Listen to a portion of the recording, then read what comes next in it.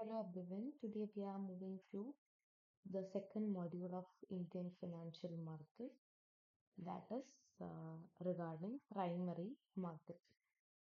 So we have already seen that financial market നമുക്ക് basically രണ്ടായിട്ട് classify ചെയ്യാം. Financial മാർക്കറ്റിന്റെ ക്ലാസിഫിക്കേഷൻ എന്തൊക്കെയായിരുന്നു? Money market and capital market. Money മാർക്കറ്റിനെ കുറിച്ച് we have already studied in module 1. And in this module, we are going to study one part of the capital market, that is primary market. Capital market നമുക്ക് രണ്ടായിട്ട് divide ചെയ്യാം. എന്താണ്? Primary market and secondary market. What was money market? Money market എന്ന് പറഞ്ഞാൽ market in which will trade securities for less than 1 year. Short term market ആണ് money market. Long term market ആണ് capital market. Just refreshing. And this capital market is again divided into primary market and secondary market. ഈ primary മാർക്കറ്റിനെ കുറിച്ചാണ് second മോഡ്യൂളിൽ നമ്മൾ പഠിക്കാൻ പോകുന്നത്. Secondary മാർക്കറ്റിനെ കുറിച്ച് will study in module 3. Now, these are the portions as per your syllabus.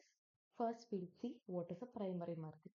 നമ്മുടെ കഴിഞ്ഞ മോഡ്യൂൾ ഓൾറെഡി പറഞ്ഞിട്ടുണ്ടായിരുന്നു. Primary market is also called new issue market. It is a market where securities are traded for the first time. ആദ്യമായിട്ട് നമ്മൾ securities introduce ചെയ്യുന്ന മാർക്കറ്റാണ് primary market. അതുകൊണ്ട് തന്നെ അതിനെ വിളിക്കുന്ന പേരാണ് ന്യൂ ഇഷ്യൂ, ആദ്യമായിട്ട് ഇഷ്യൂ ചെയ്യുന്ന market. So these include securities which were not previously available for trade and include securities that are offered for the very first time. ഇത് കമ്പനി ഡയറക്റ്റ്ലി ഫണ്ട് പ്രൊക്യൂർ ചെയ്യുന്ന ഒരു മാർക്കറ്റാണ് പ്രൈമറി മാർക്കറ്റ്. അതിൻ്റെ primary മാർക്കറ്റിൽ invest ചെയ്യണമെങ്കിൽ നമുക്ക് സാധാരണ പോലെ സ്റ്റോക്ക് മാർക്കറ്റിൽ എന്ത് വേണം? ഡിമാറ്റ് അക്കൗണ്ട് വേണം. ഡിമാറ്റ് അക്കൗണ്ടും പിന്നെ ഡിമാറ്റ് അക്കൗണ്ട് എടുക്കാൻ ഓഫ് കോഴ്സ് പാൻ കാർഡ് വേണം, ബാങ്ക് അക്കൗണ്ട് ഡീറ്റെയിൽസ്, ബാക്കി കാര്യങ്ങളെല്ലാം വേണം. സ്റ്റോക്ക് ബ്രോക്കിംഗ് ഫേംസ് ആയിട്ട് ഡിമാറ്റ് അക്കൗണ്ട് എടുക്കാൻ വേണ്ടിയിട്ട്. അപ്പോൾ സ്റ്റോക്ക് ബ്രോക്കിംഗ് ഫേമായിട്ട് ഒരു ഡിമാറ്റ് അക്കൗണ്ട് എടുത്തു കഴിഞ്ഞാൽ, അതായത് നമ്മൾ ബാങ്കിൽ ഒരു അക്കൗണ്ട് തുടങ്ങണമെങ്കിൽ, ബാങ്കിൽ നമുക്ക് പൈസ ഡെപ്പോസിറ്റ് ചെയ്യണമെങ്കിൽ നമ്മൾ ബാങ്ക് അക്കൗണ്ട് തുടങ്ങണം അല്ലേ? അതുപോലെ തന്നെ നമ്മൾ ഷെയർ മാർക്കറ്റിൽ ട്രേഡ് ചെയ്യണമെങ്കിൽ ഡിമാറ്റ് അക്കൗണ്ട് എടുക്കണം. ഡിമാറ്റ് അക്കൗണ്ട് നമ്മൾ ആരുടെ അടുത്ത് നിന്ന് എടുക്കും? Stock broking firms like Geojit, Zerodha, Groww, അങ്ങനെ സ്റ്റോക്ക് ബ്രോക്കിംഗ് ഫേംസിൻ്റെ അടുത്താണ് നമ്മൾ എന്ത് ചെയ്യുന്നത്? ഡിമാറ്റ് അക്കൗണ്ട് എടുക്കുന്നത്. ഓക്കെ, അങ്ങനെ ഡിമാറ്റ് അക്കൗണ്ട് എടുത്തിട്ടാണ് പ്രൈമറി മാർക്കറ്റിലും സെക്കൻഡറി മാർക്കറ്റിലും നമ്മൾ ഇൻവെസ്റ്റ് ചെയ്യുന്നത്.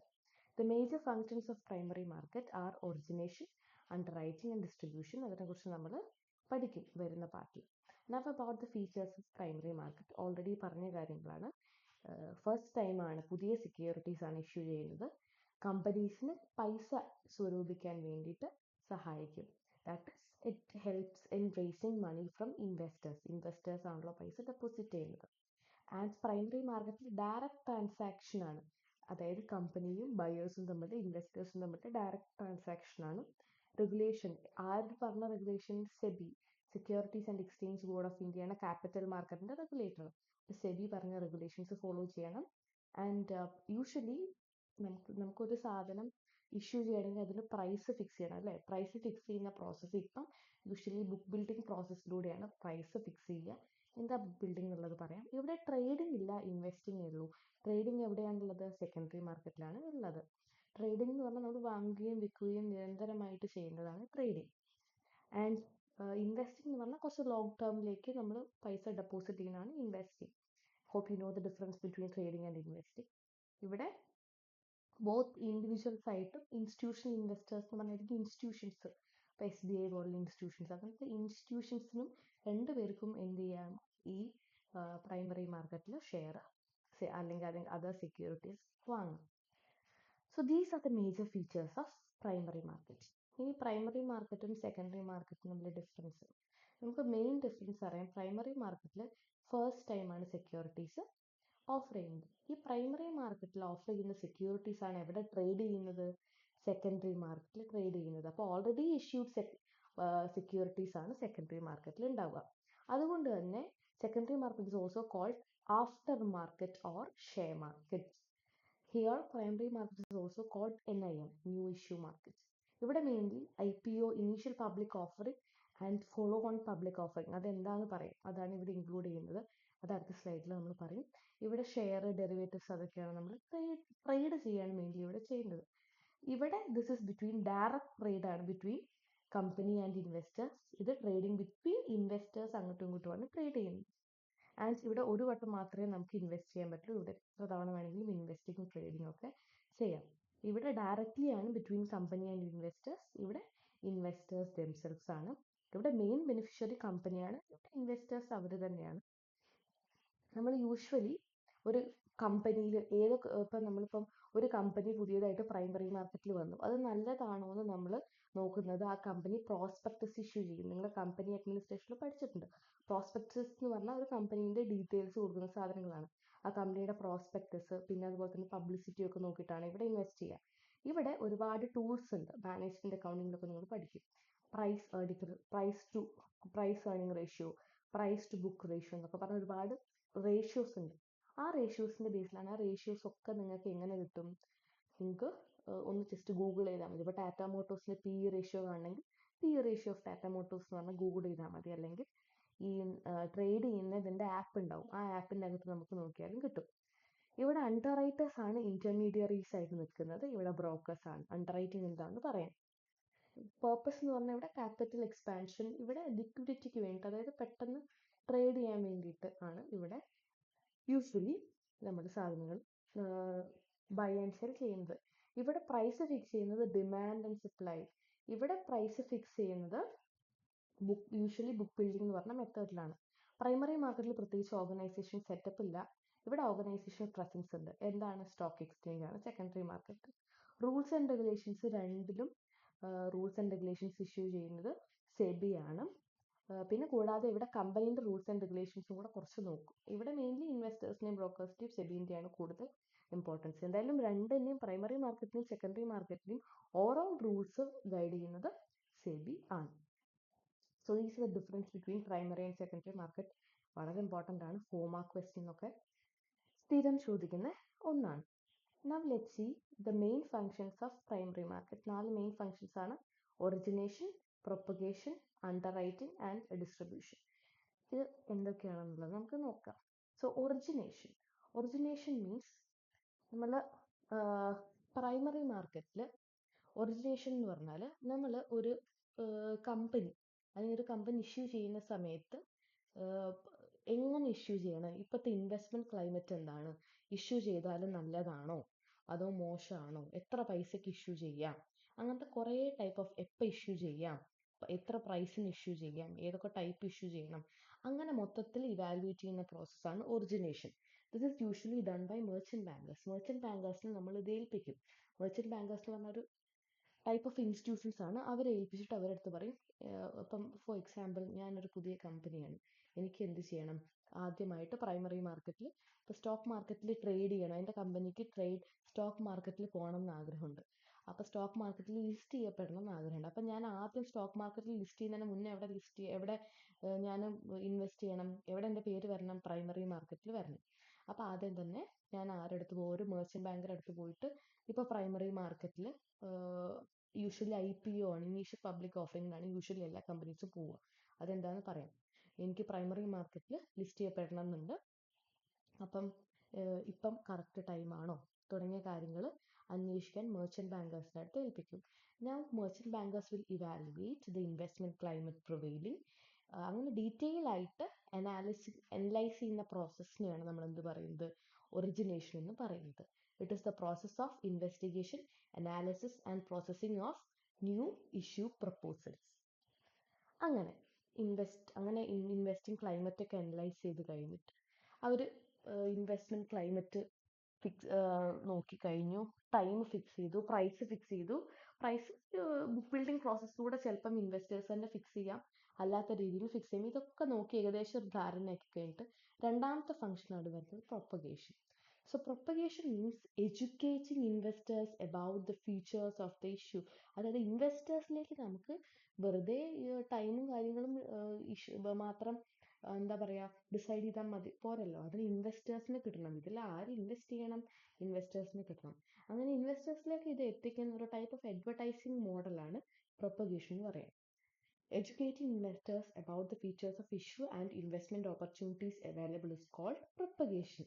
It usually it involves steps and strategies to ensure that new securities reach a broad audience.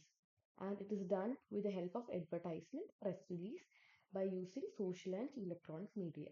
The usually issue of prospectus comes subsequent propagation work. Propagation work കഴിഞ്ഞിട്ടാണ് usually ഒരു companies ഒക്കെ prospectus issue ചെയ്യുന്നത്. The third function is under writing.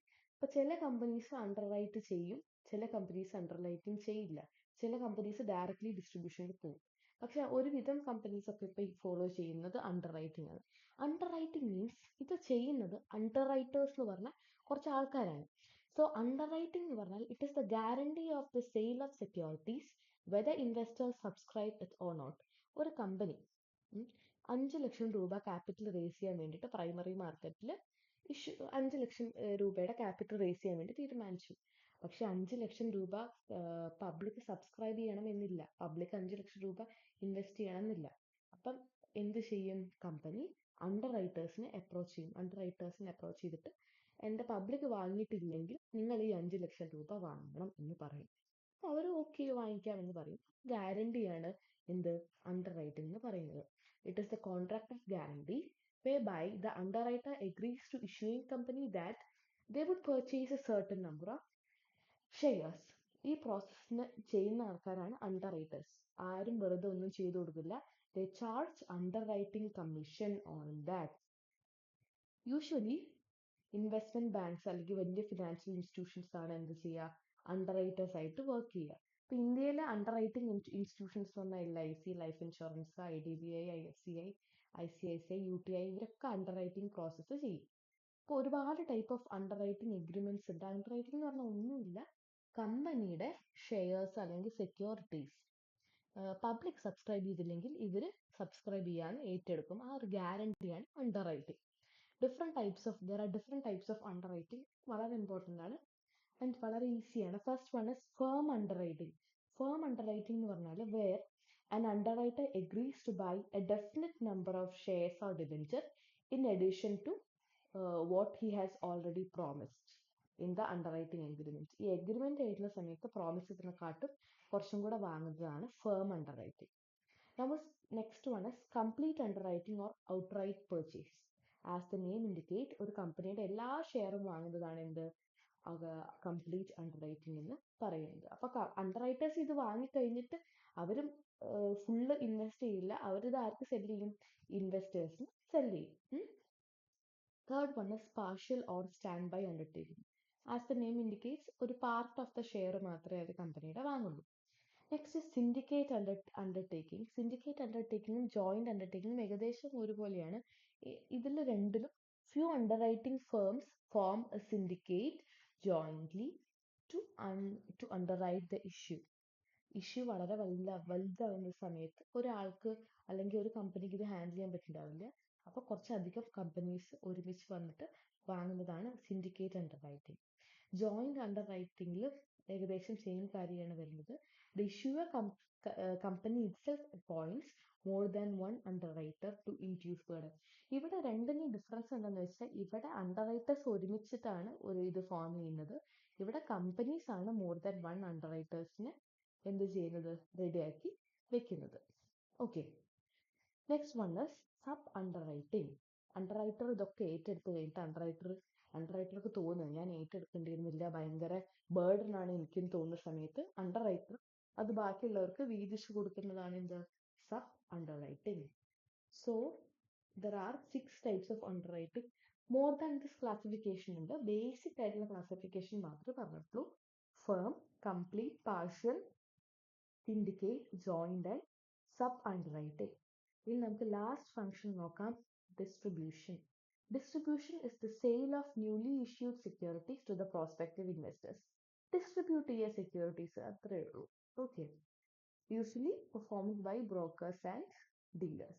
ഇതാണ് 4 main functions of ആര്, primary market. That is origination, propagation, underwriting and distribution. അപ്പം നമ്മൾ ഈ ഒരു പാർട്ടിൽ പ്രൈമറി മാർക്കറ്റിലെ ബേസിക് കാര്യങ്ങൾ പഠിച്ചു. നെക്സ്റ്റ് പാർട്ടിൽ നമ്മൾ ഇഷ്യൂ എങ്ങനെ ഒരു പ്രൈമറി മാർക്കറ്റിൽ എങ്ങനെ നമുക്ക് ഷെയർ ഇഷ്യൂ ചെയ്യാന്നുള്ളതിനെ കുറിച്ച് പഠിക്കും.